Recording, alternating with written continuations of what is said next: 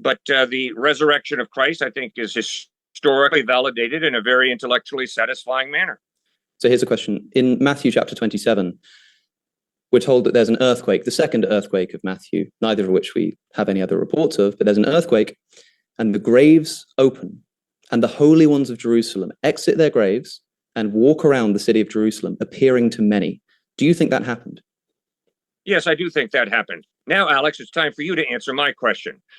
Man, I wish Cliff hadn't shifted away from this question so quickly, because it gives the impression that he doesn't have a response. But us Christians do have a response to this. There are two that I think are pretty strong. One, you got to remember, this is Judea we're talking about.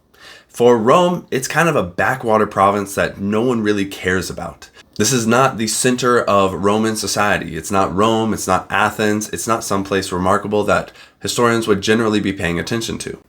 Think about the present day and all of the miraculous things you might hear of that may happen in the Middle East or Africa or different places that just aren't as much on the radar of Westerners. And even if they are, a lot of the things that we might hear are addressed with a dose of skepticism. Like, hey, a lot of Muslims appear to be coming to Jesus through dreams and visions. But are those accounts convincing people here in the West that, well, Jesus must be real? We got to convert to Christianity now too.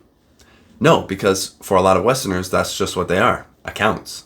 So yeah, in ancient Rome, in a day before any physical recordings of anything, I'm sure if any stories of any resurrections happening in Jerusalem reached Roman or Greek ears, they were probably addressed with a healthy dose of skepticism. And then second, thousands of people converted to Christianity within no time at all of Jesus resurrecting. You think they believed this story just because some people said it happened? I think they probably were compelled because some pretty amazing things had happened around them. Like some people raising from the dead and making visitations, at least at a scale enough for people to start rumors and conversations about it, if not for it to be outright well known within society.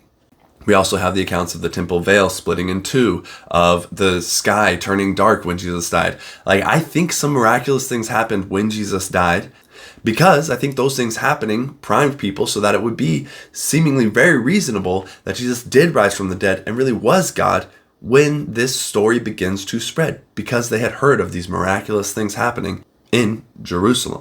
So there you go. Some thoughts this Good Friday from a nerdy Christian on why I believe these accounts are reliable. Shalom, friends.